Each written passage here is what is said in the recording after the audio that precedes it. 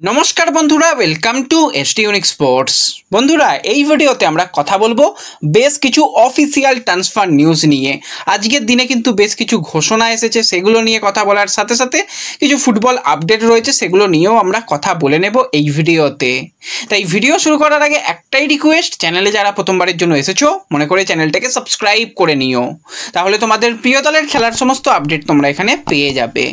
তো চলো আর দেরি না করে ভিডিও শুরু করা যাক। তো প্রথমেই যদি আমরা কথা বলি একটু ইস্টবেঙ্গলকে নিয়ে, তোমাদের যেরকমটা জানিয়েছিলাম ইস্টবেঙ্গল কিন্তু 30 বছর বয়সী লেফট উইং পজিশনের প্লেয়ার বিপিন সিংকে সাইন করিয়ে নিয়েছে। শুধুমাত্র অফিসিয়াল অ্যানাউন্সমেন্টটা আসাটা সময়ের অপেক্ষা। এবং বিপিন সিংয়ের কিন্তু আসল যেটা জার্নি সেটা হচ্ছে মুম্বাইয়ের হয়ে। একটা ক্লাবের হয়ে ধারাবাহিকভাবে সে খেলে গেছে এবং সেখান থেকে সে জাতীয় দলে কল আপ পেয়েছে। মুম্বাইয়ের হয়ে তার কিন্তু ট্রফি জেতা, সেখানে লিগ শিল্ড দুটো জিতেছে, দুবার কাপ চ্যাম্পিয়ন হয়েছে। অসাধারণ কিন্তু মুম্বাই তার জার্নি ছিল। টোটাল মুম্বাইয়ের জার্সি গায়ে কিন্তু 157 ম্যাচ খেলেছে। এটিকেতে তার আগে 14 ম্যাচ খেলার অভিজ্ঞতা রয়েছে। তো সেই প্লেয়ারের কিন্তু আজকে অফিসিয়াল অ্যানাউন্সমেন্ট এসে গেল। হ্যাঁ, অন্যান্য প্লেয়ারদের ক্ষেত্রে শুধুমাত্র একটা থ্যাংক ইউ পোস্ট দিয়েই কিন্তু মুম্বাই টাটা বাই বাই জানিয়ে দিয়েছে, কিন্তু বিপিনের ক্ষেত্রে ব্যাপারটা আলাদা। বিপিন কিন্তু দীর্ঘদিন ধরে এই মুম্বাই দলে ছিল এবং ক্লাব লেজেন্ড যাকে বলা যায় সেটা হচ্ছে বিপিন মুম্বাইয়ের হয়ে। তো তাকে কিন্তু খুব ভালোভাবে কিন্তু আজকে গুড বাই জানানো হয়েছে।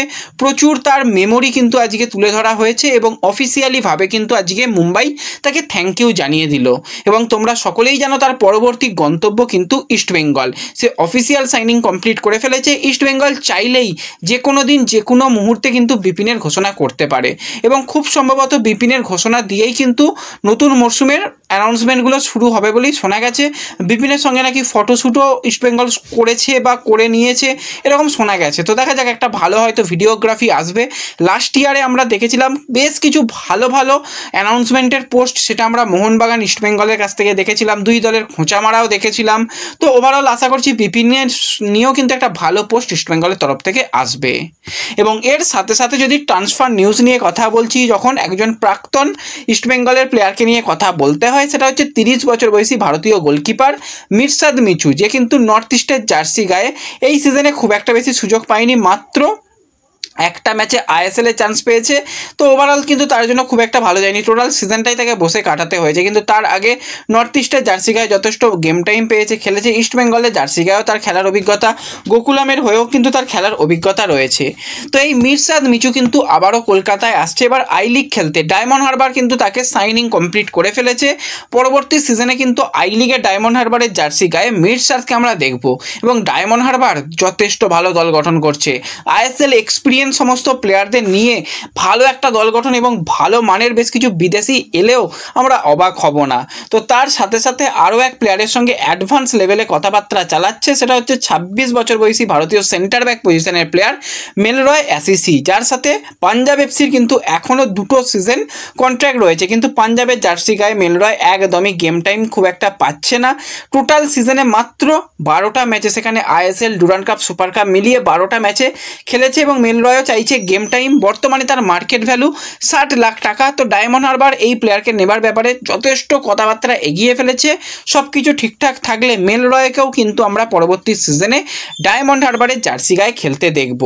এবং এর সাথে সাথে তোমাদের যেরকমটা জানিয়েছিলাম 35 বছর বয়সী স্প্যানিশ অ্যাটাকিং মিডফিল্ড পজিশনের প্লেয়ার অ্যালবার্টো নাগুয়েরা, যার সাথে বেঙ্গালুরুর কন্ট্রাক্ট শেষ হয়ে যাচ্ছে, পরবর্তী গন্তব্য কিন্তু তার অন্য কোনো ক্লাব হবে, দীর্ঘদিন ধরেই তোমাদের জানিয়ে আসছিলাম। তো আজকে বিএফসির তরফ থেকে থ্যাংক ইউ পোস্ট এসে গেছে, তারা কিন্তু নাগুয়েরাকে ছেড়ে দিয়েছে।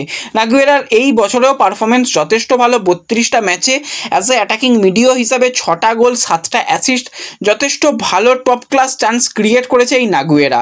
এবং নাগুয়েরাকে নেবার ব্যাপারে অনেক ক্লাব রয়েছে এবং নাগুয়েরার কোনো প্রাক্তন ক্লাব, যেরকমটা শোনা যাচ্ছে এফসি গোয়া নাকি একটা ইনকোয়ারি করেছে তার কাছে তার অ্যাভেলেবিলিটি নিয়ে, যেহেতু ফ্রি প্লেয়ার কোনো ক্লাবে সাইন করেছে কিনা সেই দিকে গোয়া হালকা নজর রাখছে।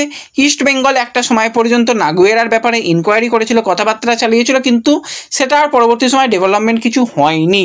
এছাড়া আইএসএলের আরও 2টো ক্লাব কিন্তু এই নাগুয়েরার দিকে রয়েছে, খুব সম্ভবত একটা ক্লাব ওড়িশা। তো ওড়িশাতে যাওয়ার সম্ভাবনা রয়েছে, নেই বললেই চলে না, কিন্তু সেই জায়গায় একটা হুগো বুমস রয়েছে। নাগুয়েরাকে সেক্ষেত্রে বক্স টু বক্স মিডফিল্ড হিসাবে কিন্তু ব্যবহার করতে পারে সের্জিও লোবেরা, সেই অপশানটাও ওপেন রয়েছে। তো দেখা যাক, এখনও যেহেতু সাইনিং কমপ্লিট হয়নি, দেখা যাক শেষ পর্যন্ত কোন ক্লাবে সাইন সাইন করে অ্যালবার্টো নাগুয়েরা, সেই দিকে আমাদের অবশ্যই নজর থাকবে।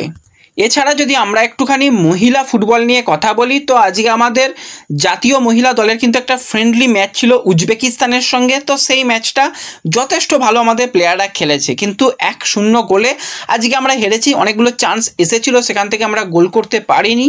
আশা করছি পরবর্তী সময় আমাদের ওমেন্স টিমও যথেষ্ট ভালো করবে। আজকে ম্যাচ তো খুব ভালো হয়েছে যেটুকু আমি দেখেছি। তো এই ভিডিওতে এই আপডেটগুলোই শেয়ার করার ছিল। ভিডিও ভালো লাগলে লাইক শেয়ার করে দিও, চ্যানেলে প্রথমবারের জন্য এলে চ্যানেল সাবস্ক্রাইব করে নিও। তো দেখা হবে পরবর্তী ভিডিওতে। ধন্যবাদ।